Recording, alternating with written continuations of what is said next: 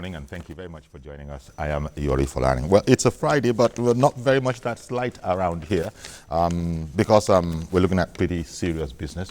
Going into the stock exchange and, the developing story, there's something, if there's any sort of turbulence at all in that sector, of course, the word scam begins to come up. So what exactly has been going on in the stock exchange? How has it involved its regulatory arm? And how come there's a big matter of misappropriation of funds by a stockbroker? And the worrying thing is that with the CSCS, in place, Security and Exchange Commission in place, how could this be going on? We're looking at something in the region of one particular investor and client of a stockbroking firm. He just might be out of somewhere like 1 billion naira and something like 1 billion naira in funds that had been sold on his behalf but not remitted to him, and $80,000 in remuneration for the man's shares. To explain it better to us, a couple of professionals who work in the system. Mukhtar Mohammed, our friend, a friend of the house, stockbroker and financial analyst. Thank you very much for coming on. It's good to see you back, Mr. Yori. Indeed, my brother. And another, financial analyst, Victor Ofili. Thank you very, very much for coming on. Thank you for having me. Indeed, our pleasure. Mukhtar, try and make sense of this for us, please, especially for those that are not into stockbroking, and against the backdrop of the fact that even if there are many of those, which might even include myself, whether you understand it or not, if trouble happens in the stock exchange, it could have a rippling effect all over the place. Now, how come such a basic matter as trust? Sell my shares for me, you've done so, and where's the money now? And then it becomes a long story. I just made it as short as possible. Yes, in this very case, number one, we must be very careful with it because it's in court. So we just talk about the regulatory aspect, the role played by the regulator and the role played by the stockbroker in question. Now, I think a commendation should be given to the Security and Exchange Commission and the Nigerian Stock Exchange, because if you look at what they said and what they did, in stockbroking is based on trust, like you said. And again, the regulators are not just leaving it for you alone and the stockbroker and the investor. They too also try to protect the investor. In short, they are there to protect the investor more than even the stockbroker. And what they do like what you do in the banking sector. You have an alert on your phone. You can request for an alert from your stockbroker. That makes you know when your share was sold and when your share was bought and when your share was sold at amount and everything. They give you an alert immediately. That is real time. Then secondly, there's a form that SEC has given now that make it mandatory. They will give you that form. The stockbroker will give it to each investor. You have to sign. When your share is sold, instead of it going to the stockbroking account, it automatically goes to your bank account. You have an option. Now, that place is optional. It's optional to the sense that some investors say, look, I don't want my money in my account. I still want to turn over. I still want you to keep trading because of the time lapse. You buy now, I want you to buy today and buy another thing tomorrow. So they will opt out, and you fill that form to opt out. That means you have given the stockbroking firm access to sell your share at any time, to the money to remain with them, and then for them also to sell back that same shares. For you to be trading with their money, with their assent, with their consent. With their consent. So now, thank you very much. Because let me hear Mr. Ofili's voice. Now, confidence is everything, because what Mukhtar has explained to us, it's all based on confidence. It's based on trust, especially that bit about there's an alert system in place, but when filling the form, it's possible to opt out. You'd only do that if you had implicit trust in the person. Isn't there a problem there, or is this something that could happen anyway, is what you're saying? Because there is the matter of shares were sold and the owner has not seen the proceeds, and now they are trying for explanations. And even I think I'm seeing some place where there's been a letter that's been written admitting that we owe you money. We owe you money. In other words, what you are saying, we can't fault it in kinds of fact. So the central plank of trust, confidence, it's in danger here. Maybe there are others that we don't know about yet, or is this a one-off? Okay. First of all, I would like to say that this is an incident that is just few and far between. Generally, we don't have such infractions. The market maintains an order of sanity to a large extent. This is just 1 in a million occurrences. Okay, so in this particular case, or what you're referring to about, okay, whether the client has a discretion to, okay, or let me say this discretion of the stockbroker to, have the funds directly in the stockbroking account or the client's account. It's like he said, rightly put it, it's at the discretion of the investor, really, to know whether to turn over that money, if it's still lying in after the transaction, if it's still lying in the stockbroking account, to turn over the money and trade in other shares, or else, if he doesn't want to do so, he should just, ask the stockbroker to credit his bank account. Now, what is actually referring to is the direct cash settlement. Okay, in which case, once a trade is executed, the funds, from the proceeds from that transaction is directly sent to the client's account. This is meant to give assurance to the client that his money will not be tampered with, his funds will not be tampered with. And I think that started, this direct cash settlement started about a year ago, you understand? And so it's something that is still in process. So it's an ongoing process. They have paid some of it, but for whatever reason, it has come out into the open now because the client perhaps got a bit impatient. If you look at what we hear, based on the information on the papers, and I'm saying on the information on the papers because that's what we are using, we've not met both of them to understand their own part of the story. Now, like I said, it's a trusting. Like when I heard from the widow that said she put 4 million there, he said the man called him and said, look, your share is just lying dormant. You are not doing anything with it. Do you want me to be trading on your behalf with this share? Turn it over, buy something new, than just allowing your share to lie there. And when it goes up, it goes up. When it goes down, it goes down. You're just leaving it there. You're just collecting only dividends. And the woman said she agreed. Now, when she agreed, that means she said, okay, go ahead. Whether it's an oral agreement or a written agreement, that is based on both of them. Sometimes based on trust, you can give an oral agreement. And your broker can act on that. Sometime again, the broker can say, look, I don't want put myself into any trouble. Please, can you just write it? I understand that. So whichever way. Now, the trusting came, maybe the woman needed the money and you are not able to provide for it. At that time, the Security and Exchange Commission have made Nigerian Stock Exchange gave you a free, even if you go to their website, there's a place for complaint. So you can write a letter there. Within 24 hours, they will respond to you. And they will ask you for a lot of details. And then they will call the stockbroker in question and say, look, this person wrote so. And sometimes they will even do those investigations without you even coming to see them. Okay. So now, when they know there was an infringement, they will now tell the stockbroking firm, buy back that same share, that same unit to the owner, return. Now, the challenge comes if the stockbroking firm cannot pay the money. In other words, he can't perform. He can't perform. And why that would be the case, of course, that's the question for another discussion. Yes. Why would he not be able to pay if everything is above board and on the level? You see, that's why it's always advisable that if you are an investor in the market, it's always advisable that periodically you ask for your statement of account. Now, sorry, before I leave you, confidence in the market, it's arguably it's been getting better and better through time. Has the market taken, or the stock exchange, has it taken any sort of a hit as a result of this? Because, as you know, it's almost like a personality. News can worry it and make it sick. What's your assessment in that regard? I think the stock exchange have done very well. Because if you look at the stock exchange, were the one that alerted the Security and Exchange Commission of a transaction that has gone bad. Okay. And if you look at the details, when the stock exchange saw that there was a problem in that transaction, the stock exchange itself decided to move some of the share of this very investor to a special account.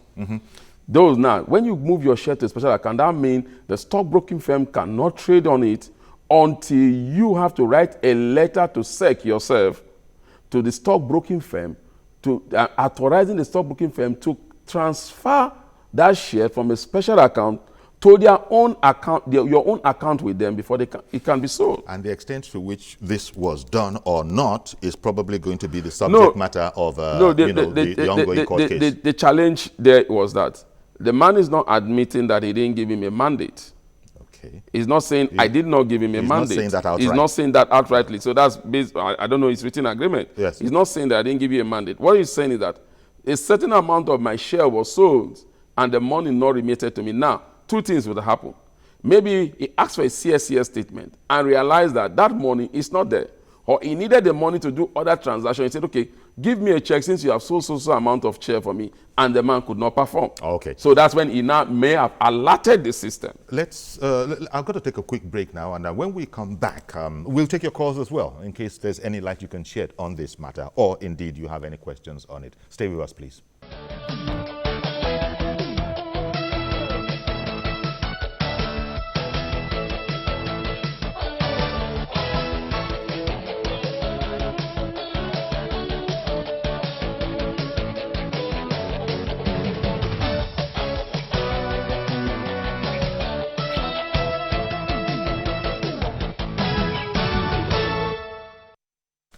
Okay, welcome back. We're looking at, restoring, perhaps is the way to put it, restoring, if indeed anything happened to it, investor confidence in the stock exchange. But there are those that might say we have to be careful with words we're bandying around. The matter is in court. There is a dissatisfied client, Partnership Securities Limited. It's not a new firm. So there are probably those saying, but firms like that should know better. But here we are in the middle of the imbroglio right now. It's gone to court. The PSL, Partnership Securities Limited, is not denying that I owe money. The problem is not able to produce the money now. The stock exchange has gone through turbulent times, especially you know how when everybody wanted to be in the capital market, especially going back to Soludo's time, you remember? Everybody, Yasikira and Yangozi, including myself, we wanted a share. Yeah. And then everybody got their fingers burned and ran away, left it to the real players. So everything sort of settled down. Now we have this again. Is it that it is possible, as we had in this case, where PSL and the chief executive of that place, the head of that firm, monies from these transactions on behalf of his client were actually paid into his personal account reportedly, as opposed to the client's account? Now, are there circumstances under which that might indeed happen and be above board? Okay, I'm not sure that's the case. I'm not sure it was paid directly into the stockbroker's personal account. Okay, but it didn't go into the owner's account? No, stockbroking account. Stockbroking account. Yes. Okay, so on behalf of the client. Okay. You understand? But so still into the company's. At that point, the money is accessible to the stockbroker, to any rogue stockbroker to misuse or mismanage until it's moved or transferred into the client's own bank account. You understand? So, and are there no regulations as to how that should happen? By which I mean, sometimes you hear in other regulations no later than so many hours or so many days. Okay, there's a regulation T plus 3 days. There you go. Yes. There you go. From the day of transaction, you count 3 days afterwards. So that at that third day, the money can be transferred into the client's own account. It can be transferred? Yes, upon instruction. Or should be transferred? Should be transferred. Okay. Should be transferred. Okay. That's when the client gives a mandate for his funds to be transferred into his account. Otherwise, it still sits with the stockbroking account, so that if there's an instance where the client wants to make another transaction, do a fast turnaround. Yes, for efficiency purposes, you can quickly, execute that mandate. And that probably is where matters, and this is entirely speculation on my part, that probably is where matters might have gone a bit wrong, which is going back to this whole matter of scrupulous trust. You see, just to add to what he said, is like he said, it will rest in the stockbroking account.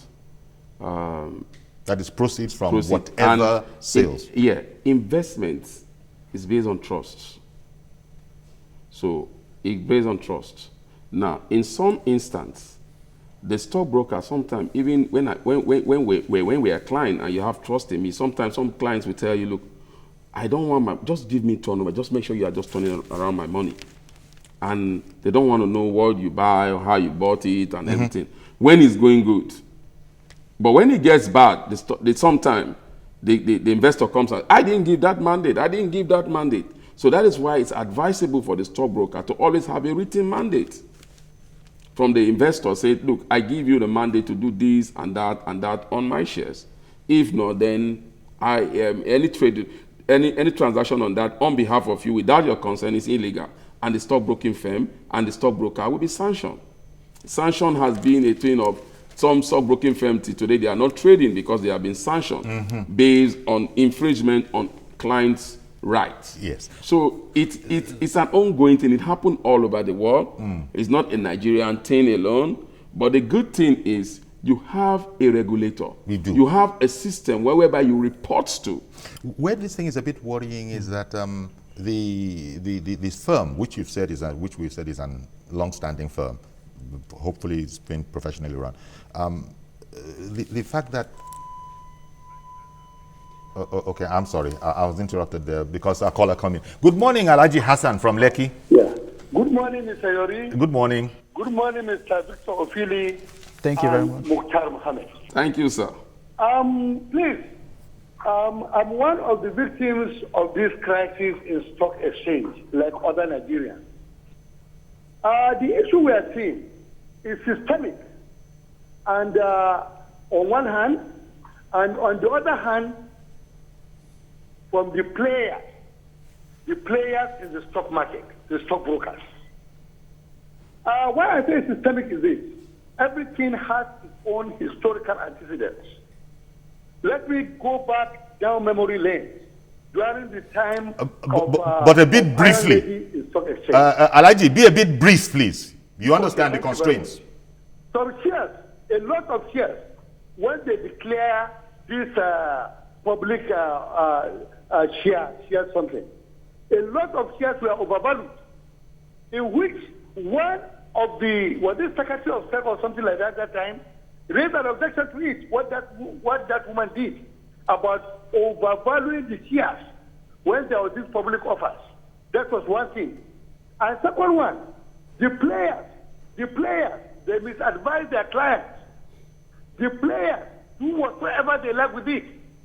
And that is why you see today, the problem we are having in the stock exchange is not a global meltdown issue. It's a problem of malpractices within the system. People within the system abuse the system. The stockbrokers did what they did.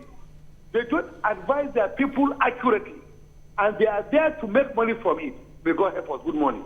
Good morning. Well, Thank you very I much. want to take him on two things he said. Okay. I think I was with you, but okay. Okay. All right. So I think I'd like to kind of deviate from, or let me say, disagree with what he said. When you're pricing shares, that it is systemic. Yeah, is that what you want to deviate from? No, that look, it's fraudulent. It's deliberate fraudulence. Found from experience that this is a systemic situation. He says he's also a victim. Is that what you want to disagree with? Yes. Okay. Because that it can't be systemic. Yes. What happens during what happened during that time, or the public offers when prices were just skyrocketing? That was because the market was bullish. We created an asset bubble, and that was partly fueled by greed, both on the part of market players. This thing is not just MMM alone. It's not just MMM. It has happened before in stock market, and also, okay, the novice who sees that, okay, things are happening in the stock market and wants to participate.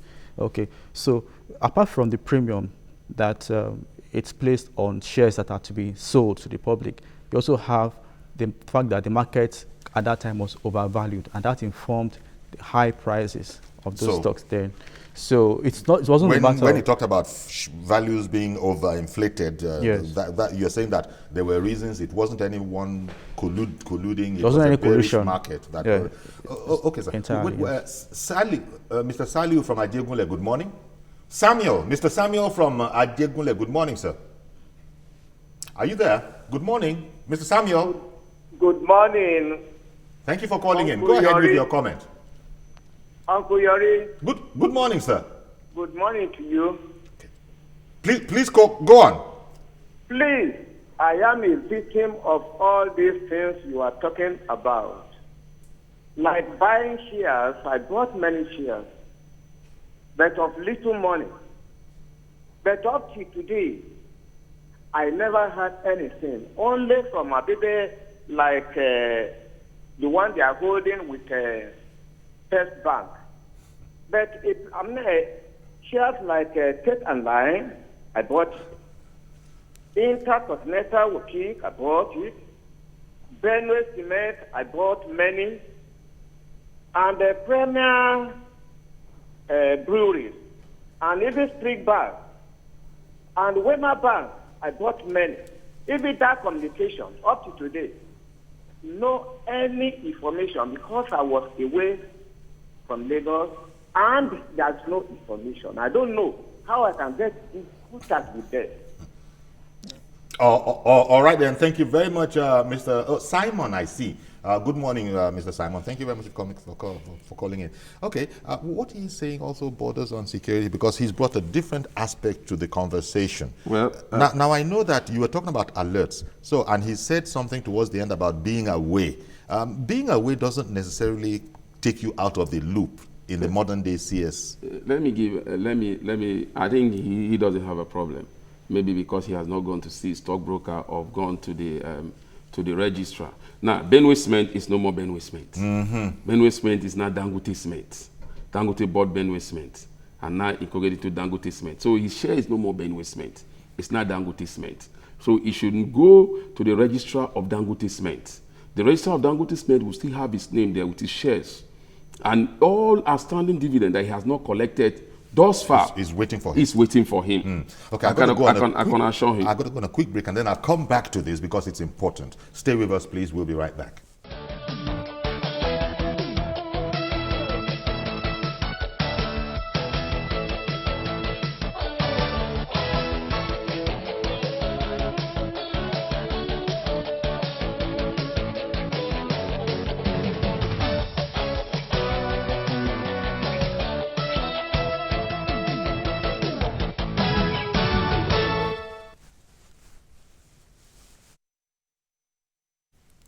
Okay, welcome back. And so we're looking at the stock exchange because there is an incident in there. We're looking at, things stock exchange and we're getting calls in. Partnership Securities Limited is the company in the middle of this particular issue, shall we say, not to be dramatic and call it a storm. It's in the middle of this issue.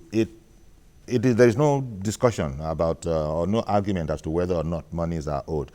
So we're in there. But in the course of looking at that, Mr. Simon called in from Ajegunle and, said that he thinks he's also a victim and mentioned a certain set of facts. Mukta would probably like to comment on that. Yes, like I told him, his Benue Cement is not Dangote Cement.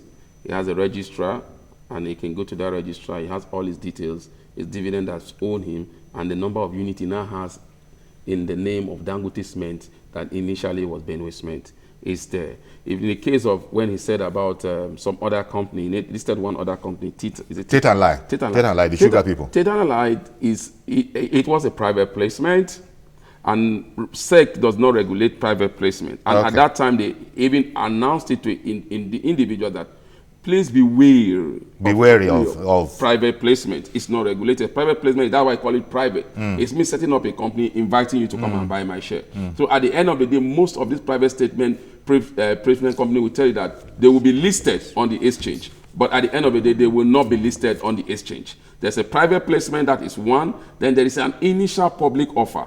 From private placement, they will now move to the initial public offer where they are regulated. Where the whole public is Yes. Then there's a public offer. So it all depends. He was talking something about Wema Bank. Wema Bank is still there. It should go. But the only company that he listed that I think is no more in existence that and then Springbank. Springbank went during the merger acquisition thing, did not survive. So every investor that on that platform didn't get their money back, didn't get their shares back. So that's the only thing. But all other one, First Bank, now it's asking that he has not received anything. Now. It's not possible. Then sorry to add. Okay.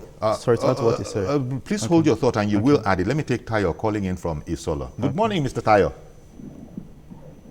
He's not there. Please continue. Okay. Hello? He also mentioned. Okay. He also. Hello? Okay. Mr. Tayo, good morning. Good morning, Mr. George. Okay, good morning, sir. Go ahead with your comment now. Oh, please, I want to contribute in this way. I believe that these people, they capitalize on the ignorance of the people. And if this happens really in many other professions, you know, even among our artisans, it also happens. When you trust them, you go to a mechanic, he tells you this is wrong with your car, you give them money, they do some other things with your car. So these asset managers, some of them call themselves asset managers. They come to your office, they street talk you, and you pass with your money. They will tell you that money in about 10 years could to some amount of money in millions.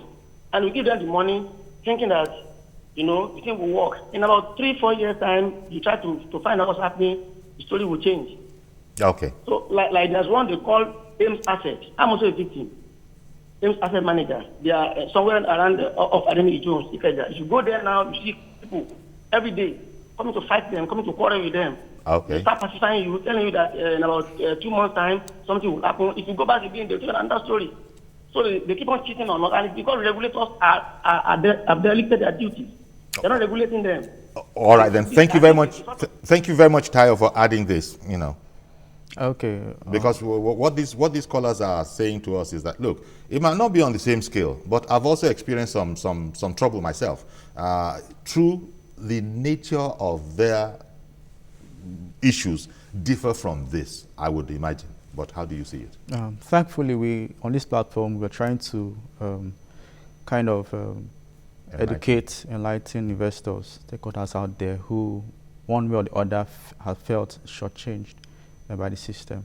But there's actually a procedure through which investors can always lay their complaints, and there are also mechanisms to protect investors. Okay, more than complaints, the mechanism for first, protection is what is going to interest most people. The first one that has been mentioned. Because the point he made, although sorry for interrupting you, look, they come and sweet talk you, and it sounds like a very, very good idea, and then you find that, as we say locally, you entered one chance. If only you had known better.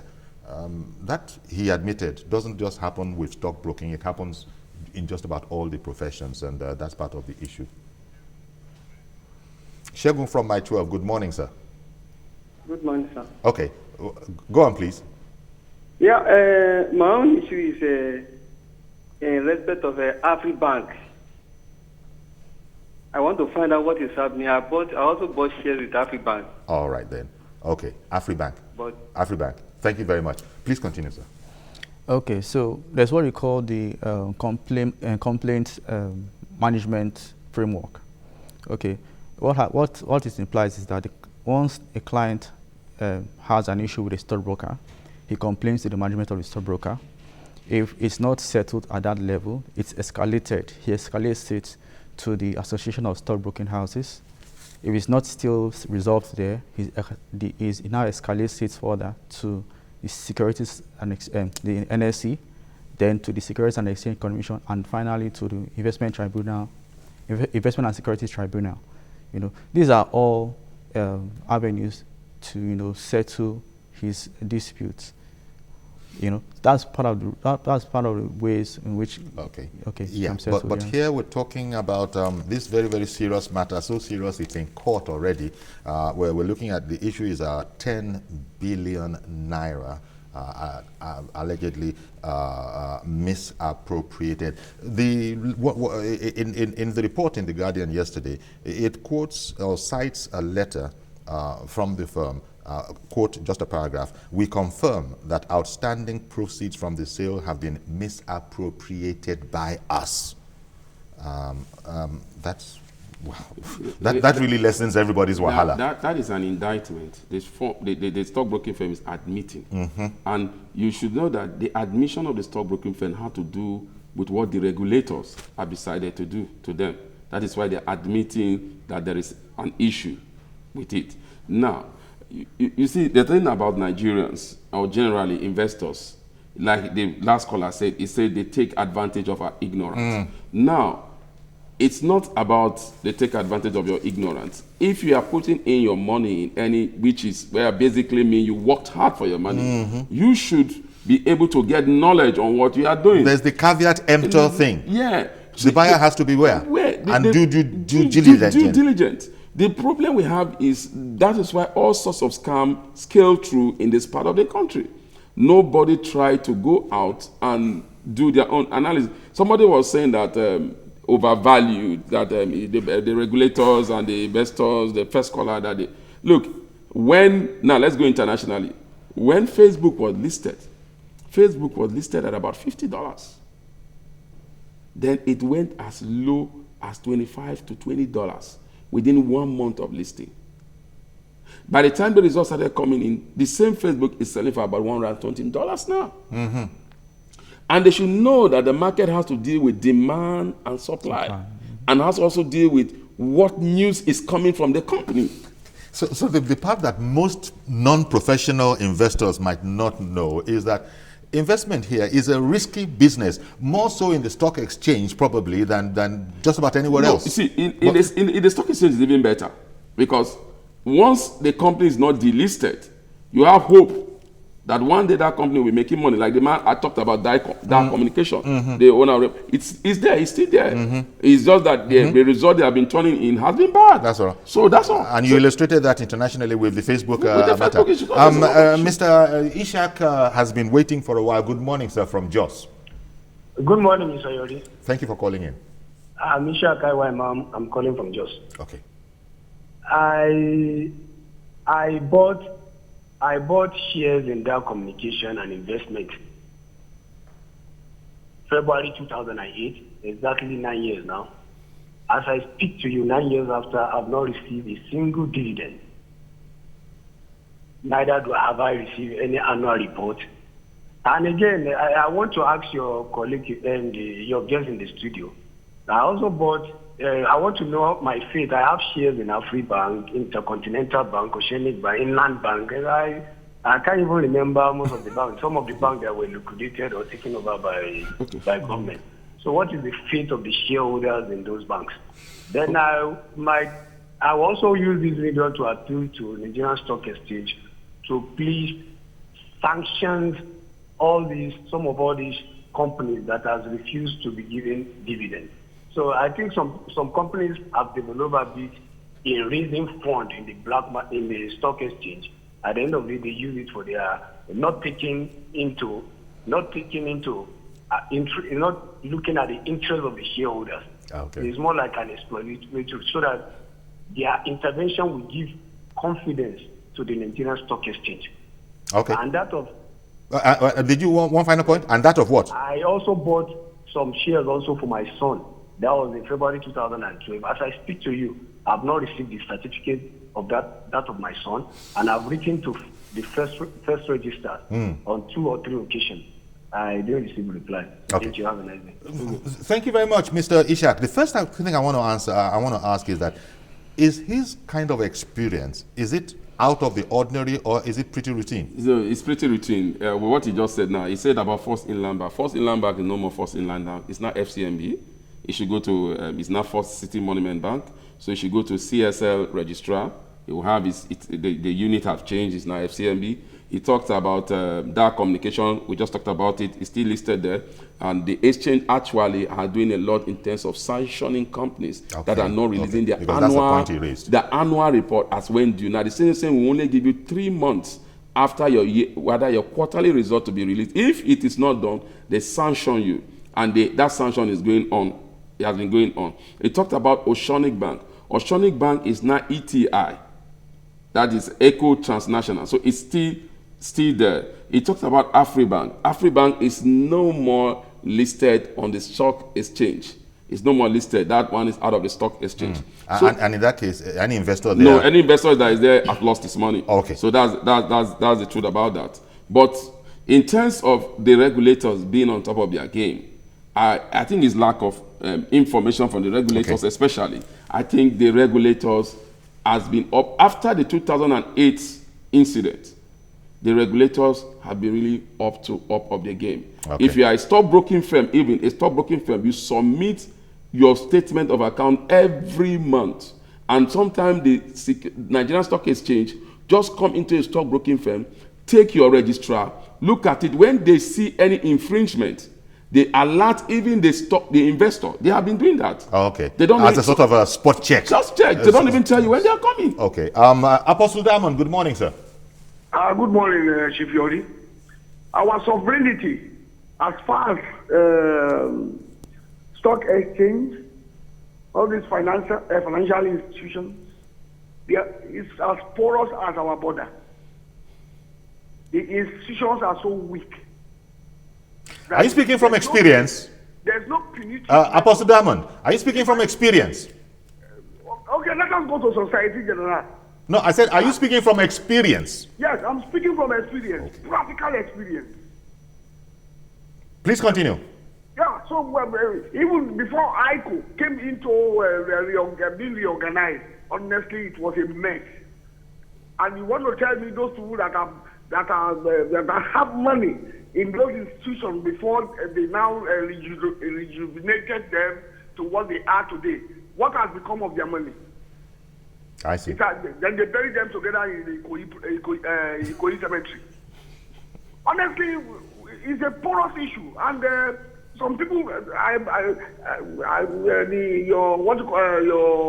yes. wise men, the two wise men, they are young people, very young. They don't know what must have happened some years back. And I just pray that God, in His infinite mercy, should save this land called Nigeria.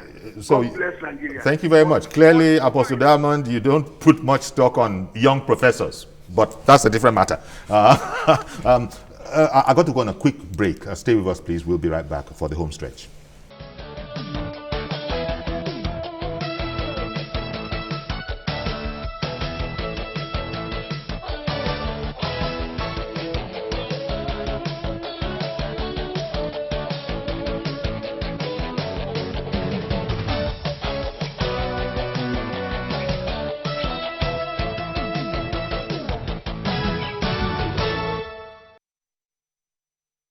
Okay, welcome back.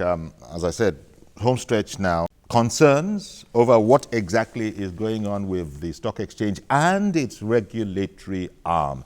How did this happen? That is to say, how could one client of a stockbroking firm, the whole money involved is 10 billion, and in dividends, $80,000, so we hear. So how could things go this bad before hearing about it? That's what we're looking at, and we're hearing from our in-house guests that, well, you got to put perspective on this thing and try and understand it, and we sort of explain that it's a bit arcane if you are not really in it, but a lack of knowledge really is what is troubling most people. Is that right? That summary, is that right? Yes. By and large. Exactly, by and large. Because people call in and say that the thing is systematically corrupt. Okay. You're saying not necessarily? No, not necessarily. I don't think it's systemically corrupt. First of all, the exchange, appoints compliance officers in stockbroking houses to ensure that procedures are followed strictly, and they're very strict on that. But how did we end up with the case under discussion then? I think it was a case of weak internal control. Okay, let me take Mr. Lawale, I think, calling in from Ikorodu. Good morning, sir. Yeah, good morning, Professor Yori. And good morning to your consultants over there. Yes. Good morning. I just have one or two observations. You see, in respect of Oceanic Bank, because I was a shareholder, when that bank was swallowed by EcoBank, they converted our shares into EcoBank shares. For every 500 EcoBank share, we are giving one. So for every 500 Oceanic share, we are giving one EcoBank share. And it may interest you that since that time, I've been collecting dividend of 1 cent. Of? Is that not funny and ridiculous? Dividend of how much? 1 cent. Eh? Because they converted my 10,000 shares to 500. I see. Then, in respect of Dangote flour, since we bought it, I was still in the service then. I have not received a single dividend. So God bless you. All right. It's a gamble. Oh, okay, it's a scam. I see, Mukhtar, you were shaking your head. Are you also? Yeah, I disagree with him. The conversion ratio was 18 to 1. 18 to 1. 18 to 1, not 500 to 1. To 1. 18 to 1. Okay. Yes. Okay. So okay. In that event, he still has shares with ETI. You understand? And ETI is still an ongoing. It's a business. It's a going concern. It's even a global company. It's Pan-African. It's Pan-African. Yes. Share is listed in all the exchange in Africa. So it might be that our caller, Mr. Lawale, there is actually richer than he knows. Yes, because he's thinking of a 500 to 1 conversion, and it actually was much. It was much higher. It was 18 to 1. Yes. And again, he's saying something about Dangote flour. Dangote flour paid dividend initially when they came in, so he should go and ask with his the registrar of Dangote flour. He has his dividend, and Dangote flour at a point became Tiger Brand, and now it has gone back to Dangote flour. So it's all about, like we say, it's all about knowledge. People just sit down in the comfort of your room, expect to be receiving dividend. You should give it to the Security and Exchange Commission, because even now, if you go to bank, they're asking you that if you have share anywhere, there's an e-mandate form. Now the Security and Exchange Commission has gone further to even involve registrar, that registrars are the one that pays you your dividends. So it's not telling registrar that every investor by 2017 or 2018, it's mandatory that nobody will send you any dividend to your house. It will be credited directly into your account within 48 hours after that result was released, after the dividend is declared. Okay. So there are a lot. As opposed to before, when there was a bit of a delay, we were sending out these checks, then all of that. So now it goes directly. They are doing a lot of work. Okay. Let me take Mazi Okoro Afo. Good morning, sir. Good morning. Good morning, our guest. That's Comrade Mazi Patrick Okoro Kapo. I want to find out from our guests in the studio. Now, what bought the form and filled and submitted. Along the line now, you had a problem with your phone. You changed your phone number. But when I met our broker, he was telling me stories. I said, the agent that we have, that was going around the city, what do we do? Are we going to get a new number? Because I will buy this thing, I will not get an alert. What do I do? Because I'm sure that early 90s and early 2000, the business was moving, but what I'm seeing is a different thing. What do I do? What do you do? Okay, thank you. These are administrative matters. That's an easy thing for him to do. Is if you're calling your stockbroker and your stockbroker cannot respond to you, the good news is that you can actually register for the alert system directly with Nigerian Stock Exchange. So you don't even have to go through your stockbroker. And if you have any issues that have to do with your shares, whatever, you go to the Security and Exchange Commission website or the Nigerian Stock Exchange website, you see complaint. Lay your complaint there, you send it immediately. They will respond to you within 24 hours. They will get to you. Okay. Now, what you gentlemen have been at pains to explain that contrary to some perceptions out there, it's pretty much regulated, and it's certainly a lot better than it used to be maybe a decade ago or so.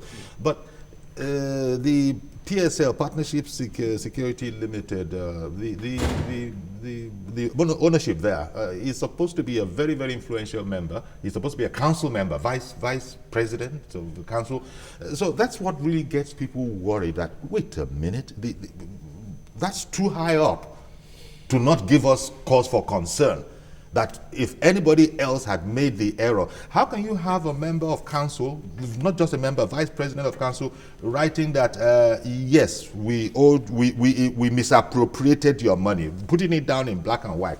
This is where knowledge or no knowledge about the stock exchange, people just say wahala day. Yes, it has to do. This is an individual thing. It has to do with integrity. It has to do with what we have been talking about, corruption in the system. This corruption. Is not corruption is individual thing. Some people are some people are extremely corrupt. Some people are not corrupt. Some people have integrity when they deal with their businesses. I think he has to do a challenge with him, and again, what he decides to use the money to do. Okay. Sometime again, he must have even used the money to take a risky investment that didn't work out well. Might not work out well. That's why he had this challenge of not able to remit this money back to the investor. So he may have sold this thing and invested somewhere. I see that you were nodding your head in agreement. Yes, these cases are few and far between. Like I said earlier on, most players in the industry apply the rules, follow the rules strictly. What's going to happen now? Because this is a big case. It's out there now in terms of, in the sense that it's in the court. But how does one come back from this? Because I've heard commentators speaking about this, saying that there's an urgent need for the system to sort of heal itself. I'm talking about the council member that's in there. This is going to be a warning. Okay. Sorry. Okay. Since you are there, you're in. Number one is that he will be sanctioned. He will be sanctioned. Definitely, I can assure you, he will be sanctioned. A slap on the wrist, or are there significant number sanctions? one, your stockbroking license as a member will be withdrawn from you. Okay. Automatically. Now that's bad, because you can't practice as a stockbroker anymore. Let me find out who's on the line as our last caller. In Bayelsa, Mr. Timmy is calling in. Good morning, sir. Good morning, sir. It's a pleasure speaking with you. My pleasure. Yes, I want to thank you for this very educative program. My problem is that during the 2005 public offer, I bought shares from Allstate Trust Bank. And I use an address somewhere in Port Harcourt. Okay. Where my uncle resides at that time. The same year, I bought shares from Fidelity Bank. But I got the certificate from Fidelity Bank, while Allstate Trust Bank do not send me their certificate before my uncle left that address. And I couldn't get the certificate till now. So at this point, what should I do to get my certificate? How to claim my dividend? Thank you very much, Mr. Timmy. I noticed that some viewers out there let you carry on with this, your conversation about this, 10 billion naira. But man, Norish, I also have this problem with this bank, that bank, and that bank. And these are entirely different from the kind of case we're discussing now. But nevertheless, maybe, please, what would you say to Mr. Timmy? Allstate Trust Bank is no more in existence for a long time. Any investor there has lost his money. Then secondly, Fidelity Bank is still in existence. What he needs to do, Fidelity Bank is managed by First Registrar. He should walk into First Registrar. And again, people have this notion. You are holding your share certificate, it's not liquid. You must take it to a stockbroker, they dematerialize it into a CSCS account, then it becomes very liquid. And then you can begin to trade on it, then as long as you are holding it, you can't trade on it. You can't have it and frame it and put it up on the wall. About this case now, let me just find out. I have about 30 seconds more. Briefly about this case now. I'm sure the investor in question decided to take it directly to the court and through the EFCC. Yes, he because ordinarily, when such case happen like this, large chunk of money like this, it's referred to the investment tribunal. We will give judgment on it. And when the investment tribunal gives judgment on it, it's that the stockbroker should pay the money back to the investor or buy back that share. Then on the alternative, sometimes the investment tribunal has some certain number fund that is kept behind in case an investor is not able to recoup his money. So they give you that percentage of that fund to you that, so look, this man has mispaid, we'll deal with him, he doesn't have the money to pay back, we get some of his assets to sell, and again, for our own part, we are giving you so amount of money. It's all of this could happen when investigations are complete. And that's when if you take it to the investment tribunal. But now it has gone to the regular court of law. I think the court will take his case. Okay, then. I'm sorry, we've completely run out of time, and yet there's so much more information that's within you guys and that people need to hear. But thank you very much for sharing your perspectives with us. Thank you. My guests have been Mukhtar Mohammed and Victor Ofili. I'll be back on Monday, God willing. Bye-bye for now.